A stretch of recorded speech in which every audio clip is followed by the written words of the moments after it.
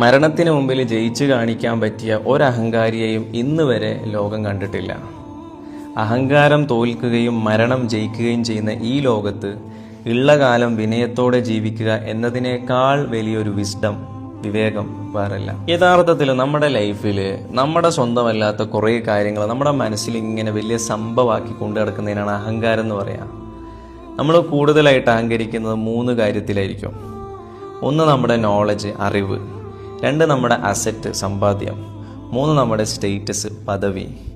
പക്ഷേ ഇൻ്റലക്ച്വലായി ചിന്തിച്ചു കഴിഞ്ഞാൽ ഇത് 3 നമ്മൾ സ്വന്തമായിട്ട് ഉണ്ടാക്കിയതല്ല എന്ന് മനസ്സിലാവും. കാരണം അറിവ് എന്ന് പറഞ്ഞു കഴിഞ്ഞാൽ മറ്റാരോ നമുക്ക് തന്നതായിരിക്കും. ഉസ്താദുമാരോ ടീച്ചേഴ്സോ പുസ്തകങ്ങളോ അനുഭവങ്ങളോ നമുക്ക് സമ്മാനിച്ചതായിരിക്കും അറിവ് എന്നുള്ളത്. രണ്ടാമത്തത് അസറ്റാണ്, സമ്പാദ്യം, പൈസയാണ്. അതൊരു സിസ്റ്റം നമുക്ക് അനുവദിച്ചു തന്നതാണ്. സാമ്പത്തിക ക്രമങ്ങൾ തെറ്റുന്ന സമയത്ത് വെറും പേപ്പർ കഷ്ണങ്ങൾ മാത്രമായി പോവത്.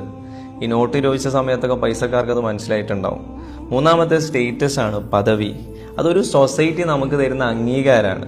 അവരെ അംഗീകാരം എപ്പോൾ പിൻവലിക്കുന്നോ ആ മൊമെന്റിൽ ഇല്ലാതാവുന്ന ഒന്നാണ് നമ്മളെ സ്റ്റേറ്റസ് എന്നുള്ളത്, പദവി എന്നുള്ളത്. പിന്നെ എവിടെയാണ് നമ്മൾ വലിയ സംഭവമാണ് എന്ന് തോന്നാനുള്ള തെളിവ് എന്ന് ഞാൻ ചോദിക്കുന്നത്. നമ്മളതല്ലാത്ത കുറേ കാര്യങ്ങൾ നമ്മളിങ്ങനെ വെറുതെ അഹങ്കരിച്ച് ജീവിക്കുകയാണ്. സത്യം പറയാലോ.